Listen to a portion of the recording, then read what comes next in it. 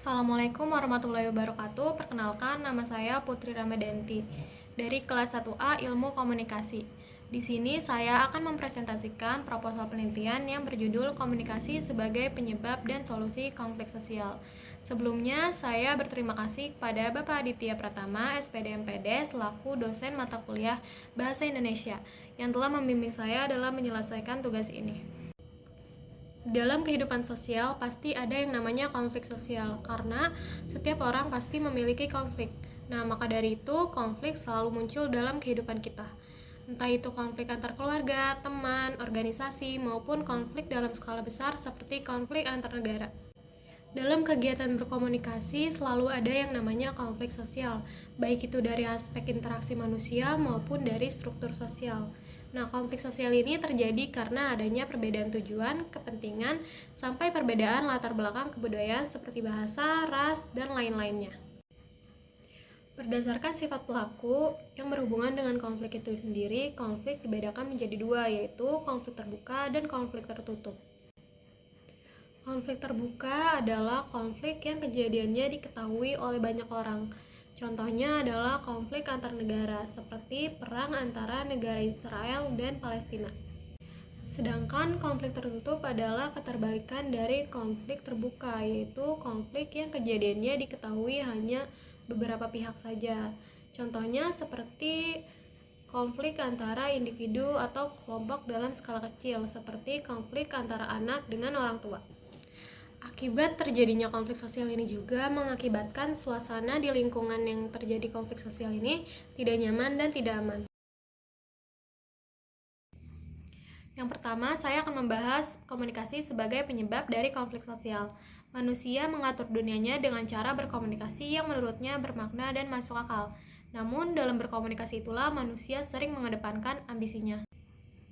Sedangkan ambisi lebih banyak tidak konsisten. Nah, pengembangan ambisi semacam itulah yang menggerakkan komunikasi menjadi bersifat inkonsistensi, sentimental, dan emosional. Sehingga komunikasi tidak lagi rasional dan banyak menimbulkan salah pengertian. Nah, komunikasi seperti itulah yang menimbulkan konflik sosial. Selanjutnya adalah komunikasi sebagai solusi dari konflik sosial.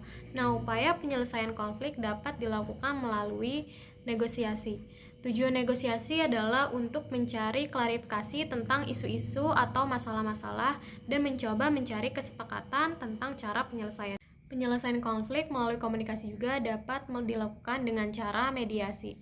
Mediasi adalah penyelesaian masalah melalui perantara, yaitu kegiatan yang dilakukan oleh pihak ketiga, pihak yang tidak terlibat dalam sengketa untuk membantu para kelompok yang bersengketa. Nah, dari penjelasan yang telah saya bahas tadi, baik komunikasi sebagai penyebab dari konflik sosial maupun komunikasi sebagai solusi dari konflik sosial dapat ditarik kesimpulan bahwa diperlukan adanya unsur dominan yang selalu terlibat dalam kegiatan berkomunikasi. Unsur dominan yang harus selalu terlibat dalam berkomunikasi adalah konsistensi.